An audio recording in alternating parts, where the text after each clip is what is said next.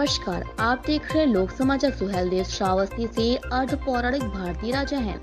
कहा जाता है कि इन्होंने 11वीं शताब्दी की शुरुआत में बहराइच में गजनवी सेनापति सैयद सालार मसूद गाजी को पराजित कर मार डाला था। 17वीं शताब्दी के फारसी भाषा के ऐतिहासिक कल्पित तथा कथा मिराते मसूदी में उनका उल्लेख है।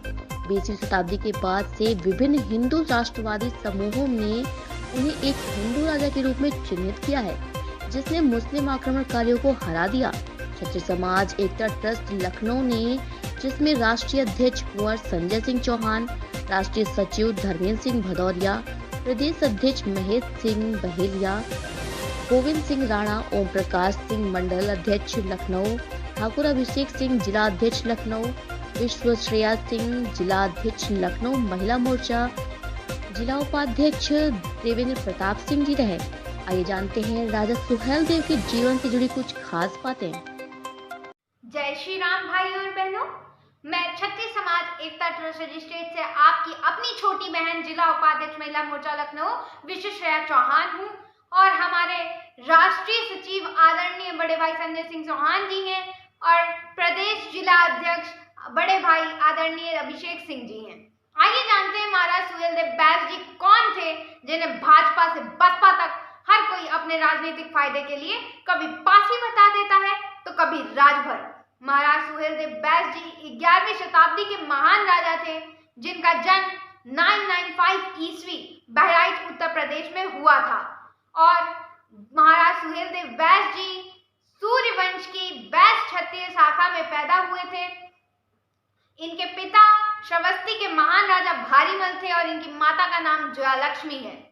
महाराज सुहेलदेव बैस जी की मृत्यु 1050 में हुई थी और महाराज सुहेलदेव बैस जी ने सलार मसूद को 13 से लेकर 14 जून 1034 ईस्वी में हरा दिया था।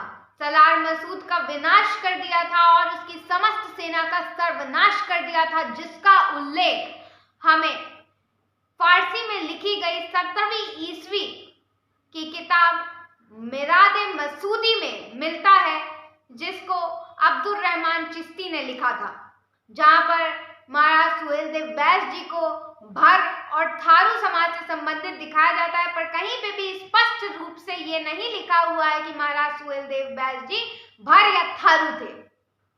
महाराज सुहेलदेव बैस जी के नाम से 2016 में एक ट्रेन का निर्माण हुआ, जिसका नाम सुहेलदेव सुपरफास्ट एक्सप्रेस रखा गया, जो कि गाजीपुर शहर से Anand Vihar terminal railway station तक चलती है और 1950 और 1960 दशक के दौरान स्थानीय राजनेताओं ने अपने राजनीतिक लाभ के लिए महाराज सुहेलदेव बैस जी को पासी बता दिया, क्योंकि पासी एक दलित समुदाय है और बहराइच में बहुत ही महत्वपूर्ण वोट बैंक भी, जिससे साफ होता है कि कुछ वोटों के लिए, अपने राजनीतिक लाभ के लिए, अपने राजनीतिक फायदे के लिए महाराज सुहेलदेव बैस जी को पासी बताया गया था। और बाद में बहुजन समाज पार्टी ने भी दलित मतदाताओं को आकर्षित करने के लिए महाराज सुहेलदेव बैस जी के पासी होने का मिथक इस्तेमाल किया और इसी के साथ आगे चल के बीजेपी, वीएचपी और आरएसएस ने भी दलित मतदाताओं को आकर्षित करने के लिए महाराज सुहेलदेव बैस जी को पासी बताना शुरू कर दिया था। बाद में ओम प्रकाश राजभर जी ने राजभर जाति के राजनीतिक आकांक्षाओं को आगे बढ़ाने के लिए उसके ख्याल से अपनी पार्टी का नाम रखा सुहेलदेव भारतीय समाज पार्टी। तो मैं यही कहना चाहती हूँ कि अपने अपने राजनीतिक फायदे के लिए किसी भी समाज के इतिहास से, किसी भी महाराज के इतिहास से या किसी भी सच्चाई को झूठ में बदलकर ना दिखाया जाए, किसी के इतिहास से छेड़छाड़ ना की जाए, क्योंकि सत्य की ही जीत होती है। झूठ हमेशा से पराजित होता आया है और हमेशा पराजित होता रहेगा। जय मां करनी, जय श्री राम। ऐसी ही खबरें पाने के लिए हमारे चैनल को लाइक करें, शेयर करें और सब्सक्राइब करना ना भूलें।